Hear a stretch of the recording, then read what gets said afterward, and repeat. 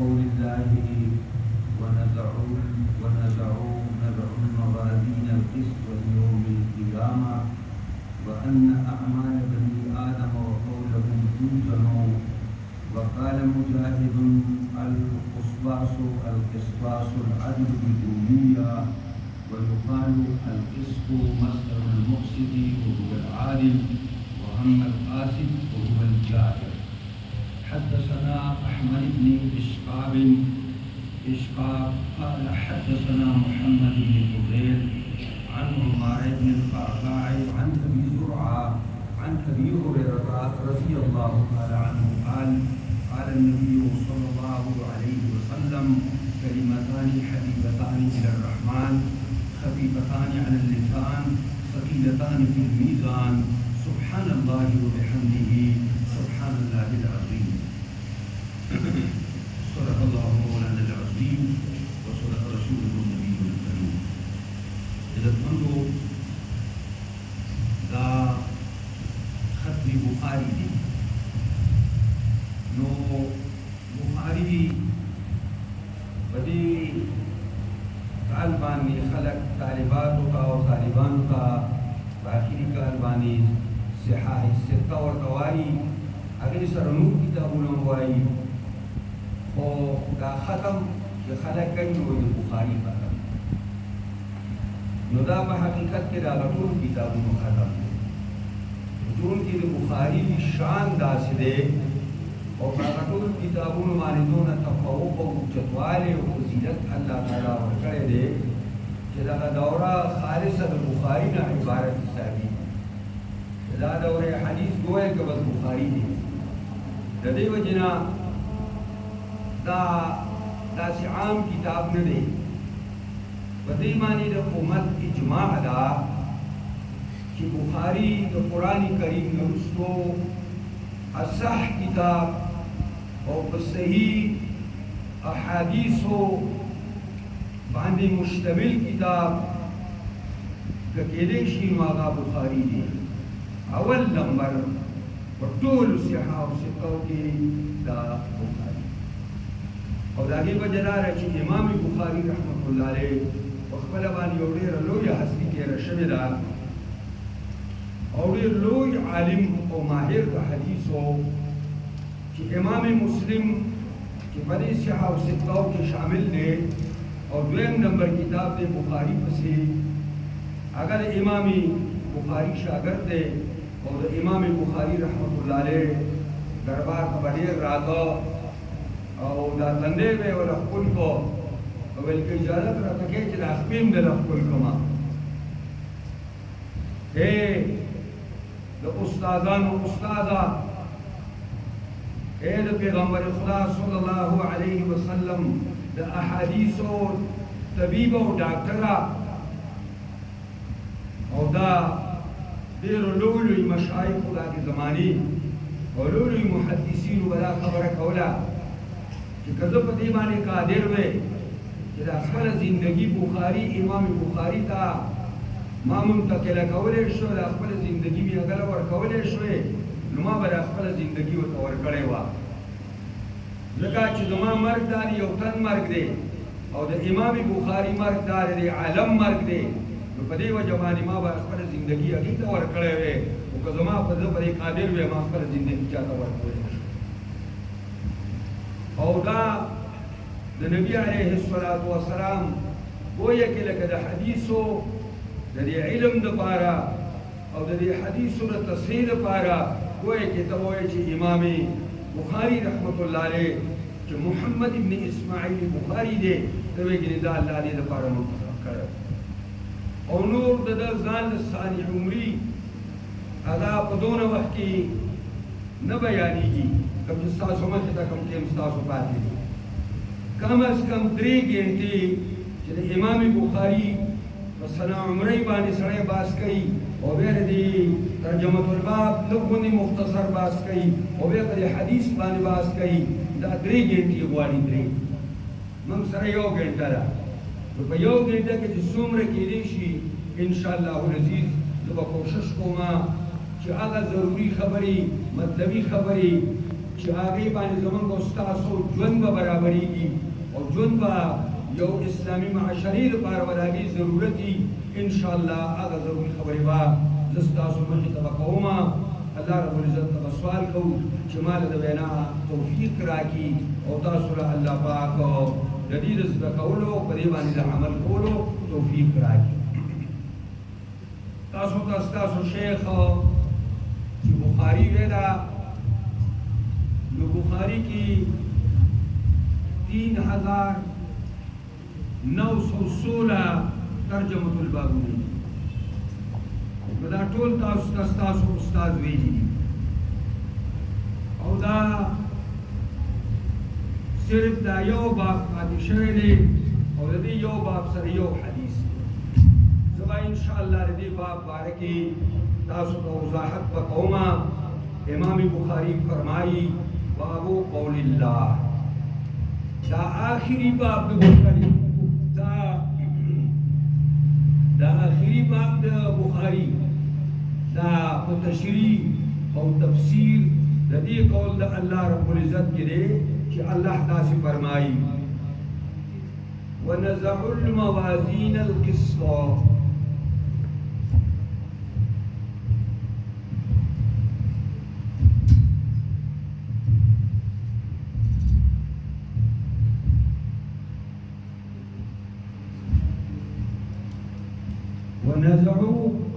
ونزع الموازین القسط لیوم القیامة اللہ فرمائی کی بدو منگا تلو لرا اگا تلو دا انصاف لرا لیوم القیامة دپارا دا حساب کتاب دا ورزی دا قیامت وان اعمال بنی آدم او یقینا اعمال دا بنیادمانو دا انسانانو وقولهم واقوالهما او دارنگی اغبیناگانی دا انسانانو توزنو دابا قیامت کی تللے کی وقال مجاہد القسطاس العدل بکمیہ امام مجاہد امام تفسیر وائی جدا قسطاس و قسطاس چی قرآن کے راگلے دے د دې معنا دا عدل او دا رومي ژبه کې دا عدل ته ویل کېږي ویقال امام بخاري وایي داسې ویل کېږي چې القسط مصدر المقسط دا قسط دا مصدر د مقسط دی او وهو العادل او د مقسط معنا دا عادل او انصاف کوونکی واما القاسط ہر چی قاسد تے یعنی مصدر دا مجرد دے نو هو الجاہر دا پمانا دا ظالم بانی دے دارے دے ترجمت الباب ترجمہ یو ٹکی بانی مختصراً تا اس کا خبر قوما لنبئی خبرہ ونزعو نو وزع اصل کی خودلو توائی دا وزع مانا دا خودل او دلتا اللہ رب العزت صیغہ استعمال کرا دا متکلم مال غیر حالانکہ اللہ کو یو دے عقیدہ توحید دا چی اللہ کو یو دے نو دا عربی دا گریمر مطابق خبر دا چی دا کلمہ لکا سنگ چی دا جمع دا پارا استعمالی نو دارنگی دا کلمہ دا تعظیم دا پارا استعمالی یو قسم دا ویلشی چې ما منګ دا ایخه دې منګ دا مقرر کړی دی د دې وجنا دا سوال نه پیدا کیږي نو دې وجنا الله فرمایي چې ونزعو او دا نزعو دا مضارع صيغه ده د مضارع صيغه معنا دای چې دا د آینده زمانه سره تعلق ساتي نو معنا دا ده چې کتوبه منګه تلو د انصاف لره کتوبه اوس نه دا یو ورځ را روانه ده د هغې ورځې لپاره تیاری پکار دی په هغه ورځو کې به الله په هغه ورځ باندې به الله زموږ ستاسو اعمال تلي نیکۍ او بدۍ به ټولې تلي نو معنا دا شوه ونزعو کتوبه منګه او دا به استعمالو به منګه څه شی به کتو الموازین تلو لرا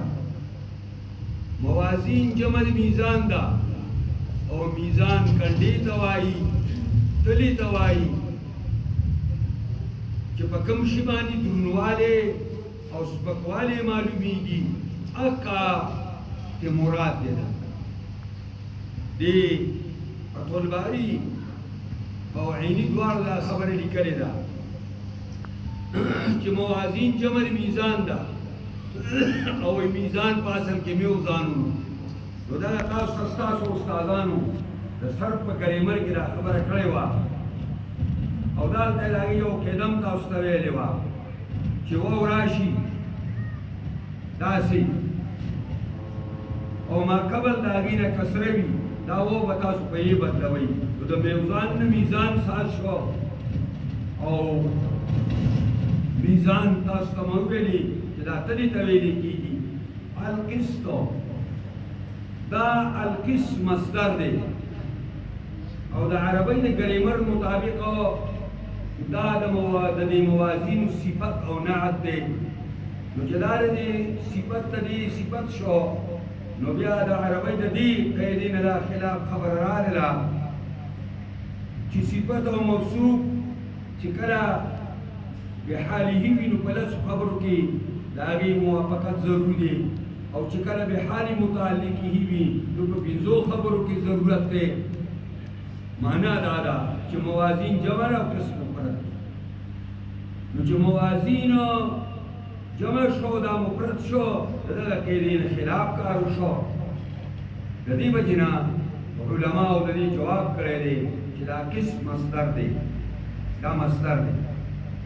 او موږ د دې سر په ګریمر کې خپلو طالبانو ته دا خبره به پخوا ښودله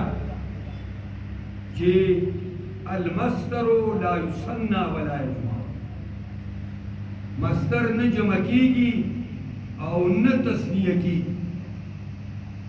یعنی دې نه ته تثنیه نشي سادولی لکه د رجل نه خو رجلان سادولی شي رجال هم سادولی شي خو د قس نه دلته نه تثنیه سازي نو مصدر نه تثنیه سازیږي او نه د دې نه چې کوم دی نو جمع سازي نو دا ولې نه سازي د هغې وجه به موږ دا ویله چې دا تثنیه او جمع پکې په خپله پرته ده که نه نو ته خو به هغه ځای ګرې چې ګرېږي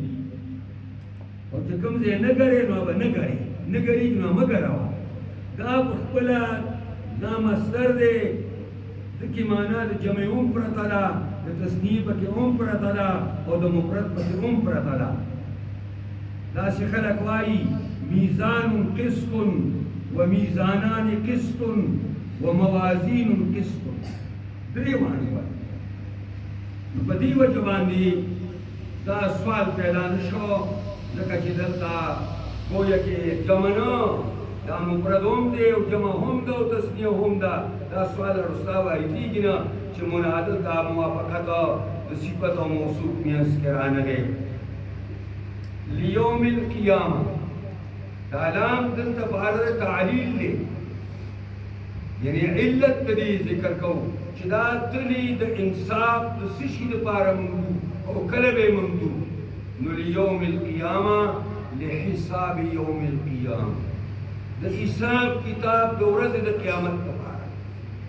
الله وایي موږ به تلي کېدو دا به څه دپاره کېدو دا د دې دپاره چې د دې انسانانو اعمال به په دې باندې موږ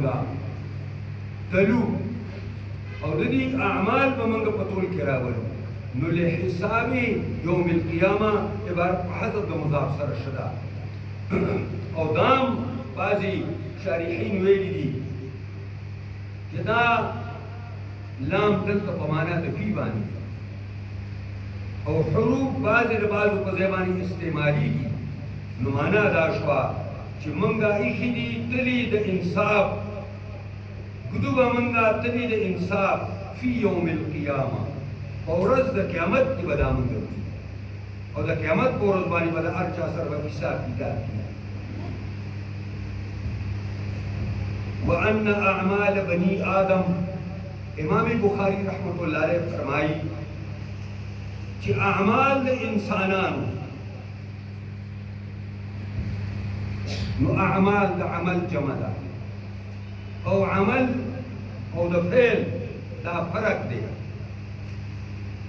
چې فعل عام دی او عمل خاص دی یعنی هر فعل عمل دی یعنی هر عمل فعل دی او هر فعل عمل نه دی په دې وجه باندې دلته امام بخاری کو فرمایل چې اعمال د بنیادمان یعنی کړل بنیادمان چې دې بنیادمان څه کړي دي کني کوي کړي دي او کبدای کړي دي کډيري کړي دي او کليږي کړي دي او په کم نیت او په کم اراده باندې کړي دي دا اعمال د دوی با ټول او یوازې اعمال نه و قولهم او یو بل نسخه د بخاری و اقوالهم امراض او بیا محدثین شارحین وایي چې دا دویمه نسخه چې اقوالهم دی دا ډیر مناسب دی ځکه چې موازین جمع ده نو دلته هم دا جمع غوره وه او اقوال د قول جمع ده وینا ته وایي خبرو ته وایي موږ او تاسو چې کومې خبرې کوو موږ خو چې په خوله باندې سر وباسو که کنځلې کوو که غیبتونه کوو که رد بد وایو که الزامات په چا باندې لګو که تهمتونه په چا باندې لګو موږ سره سلام نشته خبره او زما د خولې نه ووته نه دا خبره ستا د خولې نه ووته او تا سره دعا تیزی لیکونکي فرشتې قرآن وایي عن اليمين وعن الشمال قعيد خيو غباني او غسو غباني دو فرشتي ناستي دي خيو گيوالا نکي لکی او د کسي والا بدي او مهربان ذات داسې دی چې دا د خيو کې فرشتہ دا امیر ده او دا د کسي د مامور ده نو هغه چې کله تنيکی کې اچانک اوس نه کوي فوراني ځلې دي او چې کله بدي کې نو بیا دا کسیوږي والا هغه خپل امیر ته وایي چې چلو کوم ولیکم کنه وي صبر وکړه کته وګو بس خو به هر حال زمونږ استاد خبري او زمونږ استاد کړه دا ټول لیکي او د دې نه رجستر ډکیږي او دا ټول موږ او تاسو په حسابي دي د دې وجه نه کومه خبره چې کوي نو ول په سوچ کوي چې دا خبره زما د رب ته خوشحالي ده که زما رب ته کله چې یو کار بسم الله کې نو په دې به سوچو کې چې دا کار زما د رب د مرضا او د رضامندۍ دی زما دا کار دا د رسول الله صلی الله علیه وسلم په اتباع کې دی زما دا کار د مسلمان قوم د فلاح او د بهبود لپاره دی او کنه زما دا وینا دا د شیطان د خوشاله کولو لپاره ده دا د شیطاني نظام د خوشاله راوستلو لپاره ده دا د الله مخلوق ته ضرر رسولو لپاره ده هر خبره به سوچ کې او په هر عمل باندې به سوچ کې کنه یا ستا زما عمل او زما استاد خبره دا به باقاعده قرآن وایي دا لیکل کېږي او دا به موږ او تاسو پسې د قیامت په ورځ باندې روباسي او د دې باقاعده حساب کتاب به کوي او دا به مو ته وایي چې لما فعلت او کیف دا کار دی ولې کړی او څنګه دی کړی ما ویلو زما پیغمبر ویلو چې دا کار دی کوم ټیک ده کما ویلو زما پیغمبر صحیح ده او کما نه ویلو زما پیغمبر نه ویلو تا کړی نو کله نیکي کار دې ثواب مې نه ملويږي آسان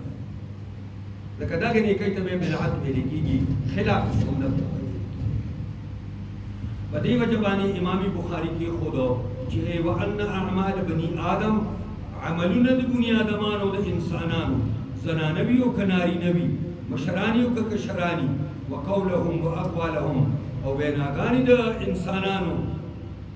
دا توزنو دا باطل لیکيږي یوزنو دا باطل لیکيږي دا عزتمندو عام طور سره قرآن چې کوم الفاظ ویل او امام بخاری چې کوم الفاظ کې خودل د دې نه دا معلومیږي چې دا حساب کتاب به د هر چا سره کېږي حساب کتاب به د هر چا سره کېږي کافرانو سره به هم کېږي او مسلمانانو سره به هم کېږي خو دوه ډلې د دې نه مستثنا دي دوه ډلې داسې دي په کافرانو کې یوه ډله ده او په مؤمنانو کې یو ډله چې هغوی سره به حساب کتاب لیکي هغه دا چې کوم کافر کفر کړی دی او شرک یې کړی دی خو د کفر او د شرک نه علاوه هیڅ ګناه نه لري نو دی به بلا حساب بلا کتاب جهنم د ده سره به حساب کتاب نه کوو ځکه حساب کتاب نه کوو چې د بله څه بدي نه ده کړې چې اوله تلو دی د دغه ټول نه مستثنا دی بس دا شرک او کفر د دخول النار دپاره او د دخول جهنم دپاره کافي دی په دی به ځي او مؤمنانو کې هغه ډله چې د ایمان نه علاوه دومره نیکۍ کړي د نیکو انبارونه یې ځان له جمع کړي د نیکو ټوپونه یې ځان له جمع کړي او بې شماره نیکۍ کړي دي د ایمان نه علاوه دا کسان به بلا حساب بلا کتابه جنت ته ځي دې سره الله حساب کتاب که ستا د لویو ټوپونه دي نو خو د جنت دپاره دي که نه او جنت ته خو بغیر د دې نه تالیږي نو تو ته ساجت دی نو نیک دی لکه 80,000 کسان په حدیث کې راغلي دي صحیح حدیث دی چې پیغمبر خدا وایي زما په امت کې به 80,000 کسان جنت ته بلا حساب بلا کتاب ځي او محدثین ورسره کوي چې دا 80,000 کسان او څوک چې الله د دې سره رستو ملحق کوي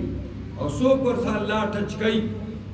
چې د هغې غوندې عقیده د ایمان درست سره توحیدي او د هغې غوندې عمل د سنت مصطفی او د بدعاتو رسوماتو نه او د ډلهبازو نه او د فرقواریت نه ځان ساتلی نو هغه کسان به هم د دې 80,000 کسانو سره الله رب العزت جنت ته بلا حسابه بلا کتابه بوځي نو دا دوه قسمه کافرانو کې هغه کافر چې هغه د کفر نه علاوه څه ګناه نه ده کړې نو دی به بلا حسابه بلا کتابه به ځي جهنم ته او هغه مؤمن چې هغه د ایمان سره سره دومره نیکۍ کړي دي چې دنیا یې ډکه کړې ده نیکو نه دی به هم بلا حسابه بلا کتابه ځي او د هغې نظیر په حدیث کې راغلی دی چې 80,000 کسان او څوک چې الله دې 80,000 کسانو نه علاوه دوی سره ملګري کوي په دې کې دوی به په دې پل صراط باندې به داسې تېرېږي لکه د برق په شان یعنې د بجلۍ د پړک په شان دی د تنا او د برېښنا د پړک په شان دی دا به په دې پل باندې به وروځي یا په شان د هغه تیز رفتارو اسونو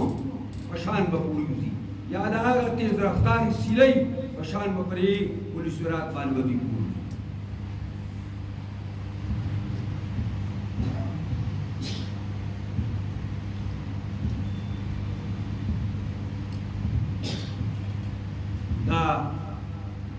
ما دا خبره کوله چې په یو یو لفظ باندې به سړی داسې لږه لږه غوندې خبره وکړي نو وقال مجاهد امام مجاهد رحمه الله دا خبره کوي خو دې نه مخکې یو خبره کوم هغه دا دی چې اعمال به تللی کېږي او اقوال او خبرې به تللی کېږي نو عملونه به هم تللی کېږي او خبرې به هم تللی کېږي نو دا به څنګه تللی کېږي دا یو علمي خبره ده چې دا اعمال او اقوال اعراض دي او اعراض دي ته وایي چې ما یقوم بالغیر بل ته به ډډه لګوي که بل نه وي بیا دی نشته د ده مقابله کې جوهر راځي هغه ما یقوم بنفسي چې په خپله باندې ولاړ نو دا اعمال څنګه تللی کېږي جمهور اهل سنت والجماعت په دې باندې دي چې دا اعمال به تللی کېږي او دا اقوال به تللی یو ډله په دې مسلمانانو کې د هغې ته معتزله وایي هغه معتزله د ټول د اعمالو نه او د میزان نه منکر دي خو هغې داسې نه وایي هغه مؤولین دي لکه وایي د دې عدل نه د دې میزان نه مراد عدل الانصاف دا نه چې موږ یې نه منو خو د دې نه مراد عدل الانصاف مراد د دې وجې نه معاون څوک نشي کافر کولی یو خو زمونږ مفتیان دي څنګه چې دا زمونږ مفتي صاحب وویلې چې په مدرسو کې ورته د ورتلو سره د پټۍ د سپارې نه مخکې ورته په جیب کې د فتوې ورکولو حق ورکوي چې زمونږ نه څوک هم زمونږ په نوم باندې نه وي نو هغه ټول کافر دي هغه مونځ کوي که هغه روژه نیسي که هغه له د بخاري په یاد وګرځي خو چې زمونږ نه نه وي نو دا به مسلمان نه وي دا مسلمانۍ را ټیکه دوی اخیستې ده نه پوهېږم چې را ټیکه والا چا ورکړې ده د الله احسان دی موږ د چا نه دا نه اړو دا چیپ د چا نه نه اړو او دا ټکټ د چا نه نه اړو چې موږ مسلمانان یو زمونږ الله او رسول کافي دي قرآن او بخاري کافي دي موږ لپاره د دې وجې نه عزتمندو خبره مې دا کوله چې دا اعمال به تللی کېږي نو تېر تاریخ کې به موږ دا جواب کوو چې عبدالله بن عباس رضی الله تعالی عنهما فرمایي دا اعمال او اقوال دا به متجسد شي دې له به الله جسي ورکړي جسي او دا خبره عبدالله بن عمر هم کړې ده رضی الله تعالی عنهما دواړه ماهرین صحابه دي په صحابو کې ماهرین صحابه دي دواړه وایي چې دې نه به جسي سازي شي عبدالله بن عمر دا هم ویلي دي چې دا کتابونه به تللی کېږي دا په حدیث کې راځي چې زمونږ ستاسو له نیکو اعمالو نه به یو ډېر مزیدار مجسم شکل به ساز شي د انسان په شکل باندې وي په دې قبر کې به هم سازي محشر کې به هم سازي او د ناکارو اعمالو نه به یو ناکار شکل والا انسان به ساز شي په دې قبر کې به هم سازي په محشر کې به هم سازي د دې وجې نه معنا دا شوه چې دا متجسد به شي دا اعمال او اقوال او بیا به وتللی شي یوه جسي به وتللی شي یا د دې اعمال چې په کومو کتابونو کې لیکلی شي په کومو رجسټرو کې لیکلی شي هغه رجسټرې به تللی کېږي او په هغې باندې دال دی حدیث د بطواقۍ د بطواقه دا یو حدیث دی چې الله باندې یو بنده نیک بنده اعمال به تلي نو د هغه بدۍ به زیاتې شي او نیکۍ به یې کمې شي نو الله به ووایي فرشتو چې سوله وګورئ که څه نوافلې کړي سننې کړي مستحبات یې کړي هغه وله راجمع کوي او دا تله وله پرې ښکته کوي هغې به وایي الله سې پاتې نه شو نو بیا به الله رب العزت یو بطاقه یو پرچه غوندې به وي د کاغذ پرچه وي او پای کې به د الله نوم وي وایي دا بطاقه والی یو دلی پرې تله کې کېدی پرې سپکه تله کې هغه بطاقه چې راوړي او پرې سپکه تله کې کېدي د نیکو بس هغه د بدو تله به ځان پسې راوچته کړي نو هغې حدیث د بطاقې نه دا معلومېږي چې زمونږ او ستاسو دا اعمال چې په کومو رجسټرو کې لیکلی کېږي چې هغې ته موږ عملنامه په علمي ژبه کې وایو دا به تللی کېږي او بله خبره دا تېر تاریخ کې دا جوابونه اوس چې کوم علم حدیث نوی علم د ساینس راغلی دی په دې کې دا خبره صفا راغلې ده چې څنګه جواهر تللی کېږي داسې اعراض تللی او زه به تاسو سره دې څه دا کوم تاسو چې ریټې وي مې ته راسې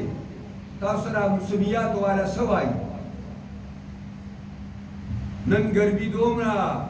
او نن ګرمي دومره ده نن یخني دومره ده او نن یخني دومره ده یخني او ګرمي عرض نه دی یخني هم عرض دی او ګرمي هم عرض دی او تللی کېږي او زه به دا وایم دا پرېږده دا تعلیم یافته خلک زمونږ را زمیندار خلک چې دي زمونږ په علاقه کې خلک تماکو کوي او هلته یې بټۍ ساده کړي هغې پسې اور بلوي او اور به ته په یو اندازه باندې بلوي نه به یې ډېری او نه به یې لګې نو هغې ته میټر لګېدلی نو هغه میټر ته یو زمیندار ته وایي ورشه لږه وګوره میټر نو راشي میټر دا په 120 کې دی 140 کې دی 160 کې دی خو دا ګرمي نه ده د بټۍ دا ګرمي دا دی په میټر تللی کېږي دریم خبر دا کومه چې که اعراض ګراني تلل نو انسانانو ته به ګراني اگر چې اوس ورته ګراني اوس الله رب العزت ته د اعراضو تلل څه دي جواهر او اعراض د الله رب العزت په نسبت یو شی دی د دې وجې نه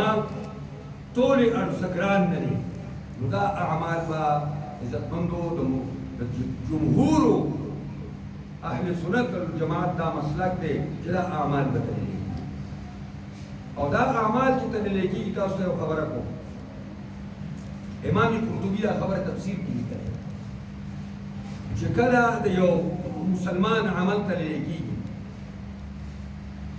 نو د ده د نیکو تله به سپک شي نو دی به سوچ وکړي چې ما ته به په دې وخت کې په دې ورځ کې څوک یو دغه راکړي یو نیکي چې زما دا طلب کولی شي نو سوچ به وکړي نو خپله بیبي سړي ته ډېره نیسي او ډېر احسانات یې د بیبي سره یو مونږ کې خو داسې ځوانان هم شته چې د ښځې لپاره یې مور وهلي وي کنځلي وي د کور یې شړلي وي پلار یې شړلی پلار او بله ورځ یې زموږ په درګۍ په دې علاقه کې یو سړي پلار وویشته او شپږ ډزې یې ویشتې هغه په ښځه پسې لرګی راایست یعنې زما خیال درې هفتې لا دي یې درګۍ سره امیر دی ورته وایي پاکې راکړه نو موږ کې خو داسې کټه ځوانان شته که نه نو بیا هغه په ښځه باندې ډېر لوی احسان کړی دی نو ورپسې اول هغې ته وایي ما یو نیکي راکړه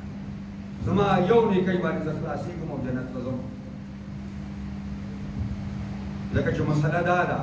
چې د چا یو نیکي کمه شو هم دی به جهنم ته ځي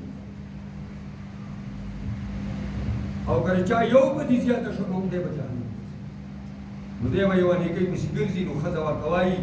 چې ډېر احسانات دې راسه کړي دي ډېر ښه خاوند وي خو نن ورځ داسې لکه تا نه درکړم او زما کومه شماره به څوک راکړي لحاظه نه شم درکولی او بیا به څوک اوس چا پسې لاړ نو بیا ډېر نږدې سړي ته زوی او بیا موږ پښتنو ته خدا نه کار ډېر زیات ګران دي د خپل لوڼو په مقابله کې لکه خو موږ لوڼو د میراث نه ورکوو او زموږ په میراث کې د لوڼو حصه نه وي او د زامنو حصه وي موږ ته خو دونه ګران دي نو بیا ډېر زوی پسې ورشي ښه باباجي د زویه ستا څنګه به پلار ومه یعنې چې ستا په شان پلار او بابا چېرته دی تا او زما تعلیم او تربیت دپاره هر څه کړي رشوتونه دې مه اخیستي اجرتي قتلونه دې هم کړي نو په ما دې لوی تعلیم کړی و او زما د تعلیم دپاره تا د حلال او د حرامو فرق هم نه کړی هر څه دې راجمع کړي تا په شان پلار چېرته دی سره زویه دا احسان مې منې ویلاو نو بیا داسې وکړه داسې وکړه چې ما یې ونیکي ده او یاره پلاره دا ورځ نن داسې ده چې که نور څه دې غوښتلی نو ټیک ده خو چې تا را یې ونیکي درکړمه نو زه به صفا په دې پوه شوئ که نه مې ورته دې دپاره ویله چې ځان د بچو دپاره او د خپلو بیبیانو دپاره ګنهګار نه دی پیغمبر خدا په یو حدیث کې فرمایي شقی ترین انسان در کې هغه دی شقی ترین انسان چې خپل آخرت د بل د دنیا د ښایسته کولو لپاره په دو باندې کړي خپل آخرت خراب کړي او د بل دنیا ښایسته کړي نو که د پلار دنیا ښایسته کړي که د مور دنیا ښایسته کړي که د بیبي دنیا ښایسته کړي که د خپلو بچو دنیا ښایسته کړي که د خپل قوم دنیا ښایسته کړي او که د خپل لیډر دنیا ښایسته کړي د چا چې ته دنیا ښایسته کړي او خپل آخرت پرې په دو باندې ږدي پیغمبر خدا وایي دا شقي ترین انسان الله دې شقاوت نه موږ تاسو ټول وساتي موږ ورې په دې کنده کې پراته یو د هر پنځه کاله په دې شقاوت کې موږ پراته یو هر پنځه کاله د عمل د دې لپاره ساز شوی و چې دې کې به قرآن باندې خلک پیسې نه کوي په بخاري به پیسې کوي په هدایه او په شامي باندې به پیسې کوي دې لپاره د عمل قضات شوی زمونږ مشرانو زنانه او نارینه قربانۍ ورکړې وې دوه اویا کاله وشو د شریعت نه موږ دونه لرې لاړو چې دونه په اوله ورځ لرې کېنو نن چې موږ څومره لرې ځکه چې انګرېزان تلل نو هغې خبیثانو خپل پاللی شوي غلامان چې د هغوی بوټان بیا پالش کول اکا ته اختیارات ورکړه او الی یومنا پورې اختیارات د هغوی په لاس او موږ مسلمان بیا د دې لحاظ نه کوو چې د عمل د سره پاره ساز شوی دا سړی د هغې لپاره ما پسې راغلی دی او ما نه رای غواړي که نه دا د دې لپاره راغلی چې د انګریزانو هغه زوړ ډیران چې دلته پروت دی دا دلته برقرار ساتل غواړي موږ چېرته مسلمان په دې سوچونه کوو ځکه پیغمبر خدا وایي چې شکیترین انسان بلکې هغه د امتیانو چې خپل آخرت د بل د دنیا د ښایسته کولو لپاره په توبه اوس تاسو ته ما ویلي چې په یو لفظ باندې لږه خبره کوم نو دلته موازین راغلی د امام بخاري دا شیخان دلته ناست دي د بخاري د امام بخاري دا طریقه ده چې په قرآن او حدیث کې کوم لفظ راشي نو په قرآن کې به هغه لفظ ګوري د هغې تشریح به ورسره او چې په قرآن مجید کې یو لفظ راشي د امام بخاري به په حدیث کې د هغې دپاره لفظ ګوري او هغه به راځي او به د هغې دپاره تشریح استعمالوي نو وایي وقال مجاهد وایي امام مجاهد دا د عبدالله بن عباس شاګرد دی او دی په خپله وایي دیارلس ځله مې ته د قرآن ترجمه کړې دیارلس ځله مې ته د قرآن ترجمه کړې ده وایي امام مجاهد امام التفسیر القسطاس القسطاس قسطاس په ضمیر سره هم جایز دی او په کسرې سره هم جایز دی او معنا یې د العدل څنګه چې قرآن وایي وزنوا بالقسطاس المستقیم تول کوي په ډنډۍ او په هغه تله برابره باندې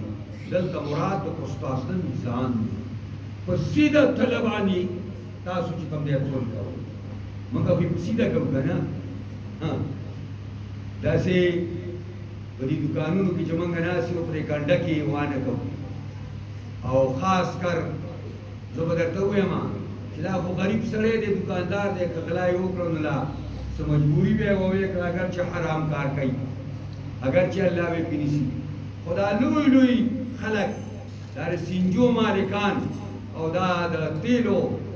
د پمپونو مالکان دې نه خبر یې دا هم غلا کوي دغه دومره لوی پمپونو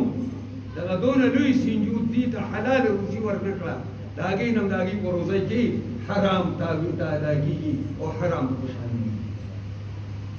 د میزان نه خوراک کنډه ده اته چې تلي او که غنم تلي او که اوړه تلي او که ته سینجي تلي او که ته پټرول تلي دې نه خو مراد کنډه ده نو قرآن وایي وزنوا بالقسطاس المستقیم نو امام مجاهد وایي دا د قسطاس او قسطاس چې قرآن کې راغلی دی د دې معنا عدل دی یعنی انصاف سره تول وکړه بل ته ورکې خیر دی لږ دون ورکوه بل نه اخلي نو برابر دې نه خیر دی او بیا بالرومیه دا په رومۍ ژبه کې او د عربۍ نه علاوه چې څومره ژبې دي دې ټولو ته عجمي وایي یعنې په عجمۍ ژبه کې نو سوال دا پیدا شو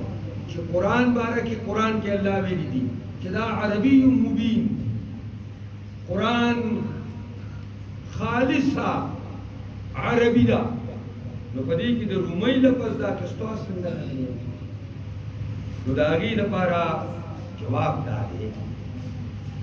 چې قرآن کریم کې دا علامه بدرالدین یعنی دا جواب کړی دی هغه دا دی چې دا لفظ د توافق اللغتین دا علمي ژبه کې خبره ده توافق اللغتین یعنی معنا دا ده دغه رومیانو په خپله ژبه کې تلې ته قسطاس نوم عرب ولګېدل په خپله ژبه کې تلې ته قسطاس نوم کېښود د یو بل نه خبر نه خو چې خارج ته راووته او میدان ته دا لفظ راووته نو د عرب یې معنا تله کړې وه او عجم یې معنا تله کړې وه نو دا د توافق اللغتین نه دی د امام مجاهد مقصد دا دی چې دا رومیان هم په خپله ژبه کې تلې معنا وله کړې ده څنګه چې عرب ته دې معنا تله کوي نو دا توافق اللغتین دویمه خبره دا ده چې ټول قرآن عربي مبین دی نو که چنلباز په دې کې چنلباز په دې کې راشي د عجمۍ خو دا د قرآن په فصاحت او بلاغت کې فرق نه راځي دریمه خبره دا ده چې دلته دا فارس دا اگر رومی لفظ دے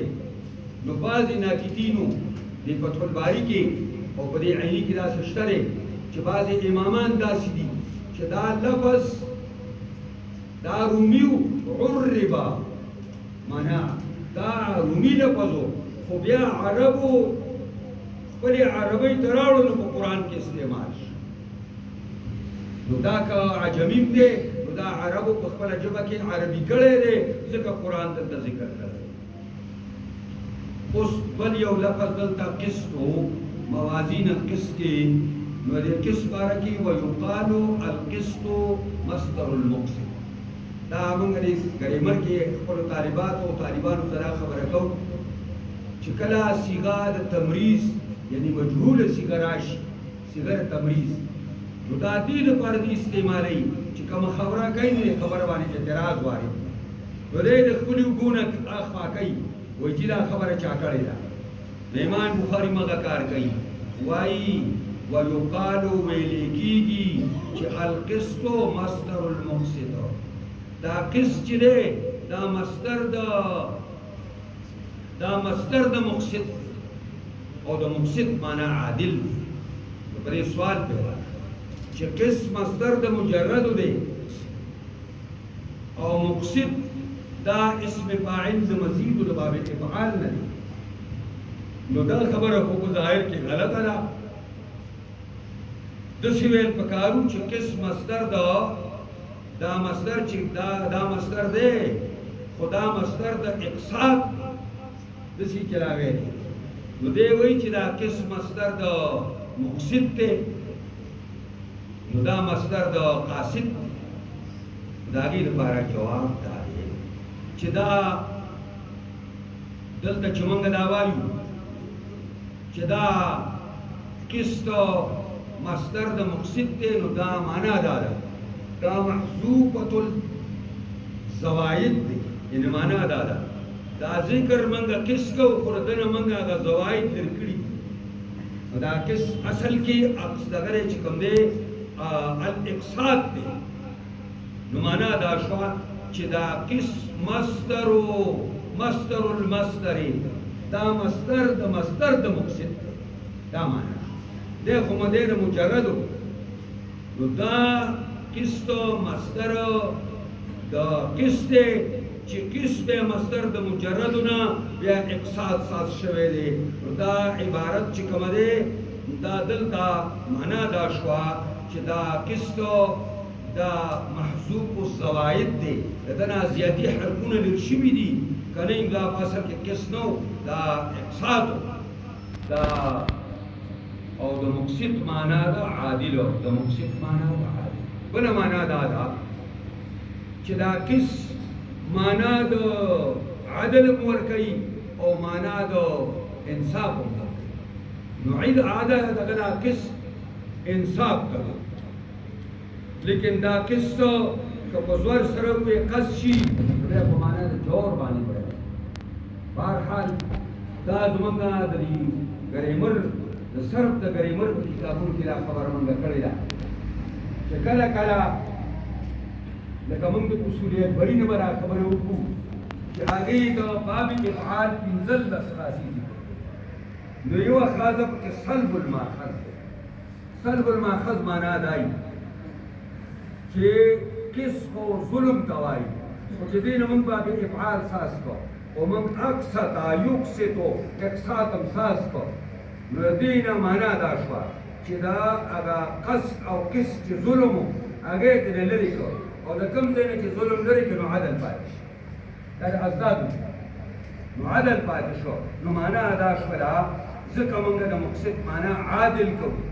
ہاں ہر چی مجرد دے نو بخبر مانا بانی پاتے دے چاہتا ظلم دے ذکر امام بخاری و فرمائل و اما القاسد خوبت ہر چی قاسد دے یعنی اسم باعل دا مجرد دے نو بخبر مانا دا گی ظلم دے نو ٹک دا داغی اگر یہاں قاسد کو مانا جاہر اور ظالم بانے دے دے وجہ قرآن کے اللہ تعالیٰ ہوئی کہ دا قاسدین دا پارا جہنم دے قاسدین دا جہنم خشار دے اور حدیث کی راضی کہ المقسطون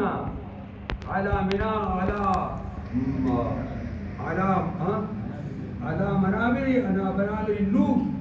और आदिलान व क़यामत के बागा कुर्सो द नूर बानी बनास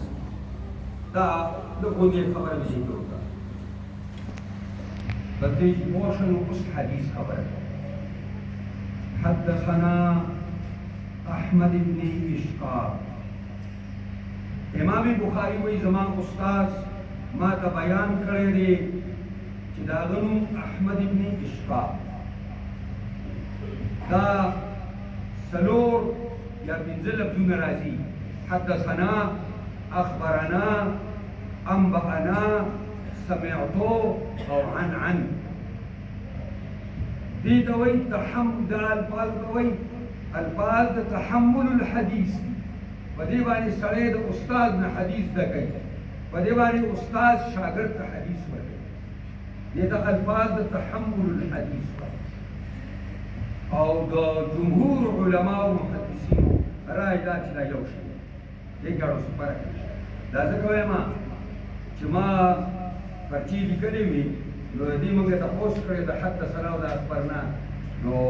जमा बाद शागिर्दानो पाए कि दा जवाब करे कि दा हदसना दी सर लेके चले दा अखबरना दी सर लेके चले व इस्तिलाद मुहद्दिसीन की दा टोल अल्फाज यो माना वर्के बिल्कुल नो हदसना बयान करे